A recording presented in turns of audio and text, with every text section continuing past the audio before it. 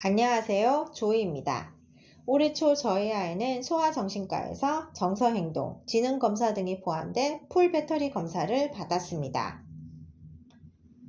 아이가 초등학교 입학 후 처음으로 부모 양육, 뇌파, 풀 배터리 검사 등 이름도 생소한 온갖 검사를 받았던 게 어제 같은데 벌써 시간이 꽤 흘렀네요. 사실 약 복용 기간 동안 주의 집중력과 우울증 검사는 몇 차례 받았지만 지능을 포함한 전반적인 검사는 초1 이후 처음이라 기대와 걱정을 한가득 안고 검사 결과를 확인했습니다. 집중력은 마지막으로 검사했을 때보다 훨씬 좋아진 상태였고 전체 지능 점수도 약 30점가량 향상되었습니다. 오늘은 정량적 수치 변화가 큰 세부 지능 항목에 대해서 이야기해 보도록 하겠습니다.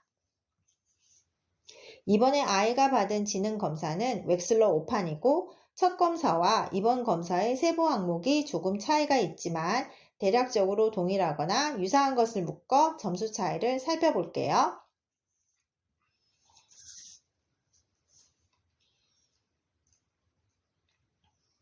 우선 초1 검사에서 저희 아이는 ADHD, 우울증이라는 진단을 받았는데요. 당시 이 증상 못지않게 많이 놀랐던 것은 생각보다 낮은 지능이었습니다.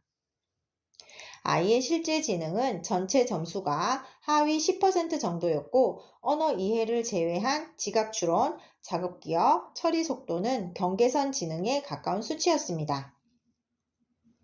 하지만 지능 향상을 위해 꾸준히 신경 써온 결과 지능의 세부 항목이 모두 향상되었습니다.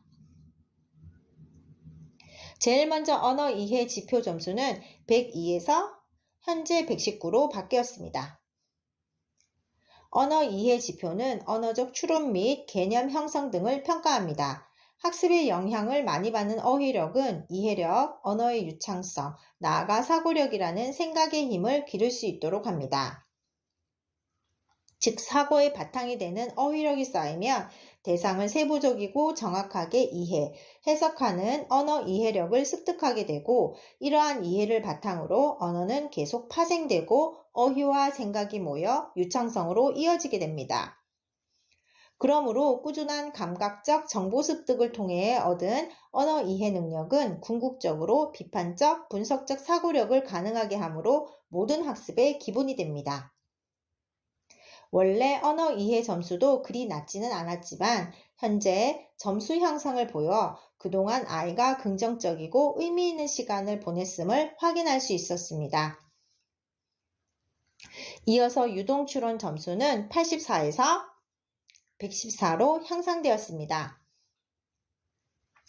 유동추론 지표는 시각적 연속성의 추론 능력과 논리적인 규칙성의 수학적 양적 추론 능력을 종합 평가합니다. 대상을 보고 그것을 빠르게 처리할 수 있는 속도와 실제 보지 못한 대상을 예측할 수 있는 추론은 영재성과 높은 관련이 있고 IQ에서도 주요한 하위 요소로 간주됩니다. 사실 저는 이번 지능검사에서 이 유동추론 점수가 너무 궁금했는데요. 지능의 중요한 부분이라 궁금하기도 했지만 이 지능은 수학과 아주 밀접한 관련이 있다고 합니다. 유동추론에서 행렬 추리는 직관적으로 추론하고 불규칙한 곳에서 패턴을 찾아낼 수 있는 능력입니다. 학습하지 않은 부분을 조합, 해결, 완성해내므로 이 점수가 높을 경우 대수의 선천적인 잠재력이 있는 것으로 볼 수 있다고 합니다. 지금까지는 아이가 수학 문제를 풀 때 어려워하면 낙인 효과로 수학머리가 부족하구나 안타까워했는데 이번 검사 후 노력하면 잘할 수 있으리라 안심과 확신이 들게 되었습니다. 마지막으로 작업기억은 86에서 현재 110으로 바뀌었네요. 작업기억 지표는 청각적 자극에 주의를 기울이고 인지적 조작을 통해 회상하는 단기 기억 능력과 목표 자극에 주의를 기울여 방해 자극 사이에서 순서대로 목표 자극을 회상해내는 능력을 평가합니다. 작업기억은 학습과 연관성이 높고 주의력과 집중력을 파악할 수 있습니다. 청각적 기억과 시각적 기억을 평가하므로 작업기억은 암기력이 중요한 학교 내신에 영향을 미칠 수 있다고 하네요. 지금의 점수가 높은 편은 아니지만 작업 기억 향상과 함께 주의 집중력이 좋아지게 되었고 학습할 때 과제 수행 능력과 속도도 개선된 것 같습니다.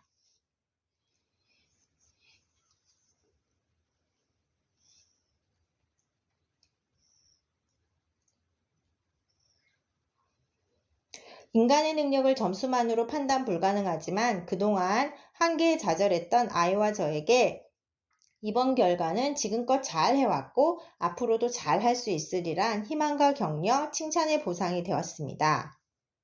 아이의 강점과 양점을 다시 한번 확인함으로써 학습과 진로 방향을 고려하는 데 도움이 되기도 했고요.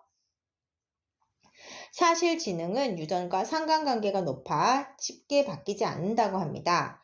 그리고 초1 때 저희 아이는 검사에 집중할 수 없어서 실제 지능보다 낮게 나왔을 거란 가능성도 배제할 수 없고요.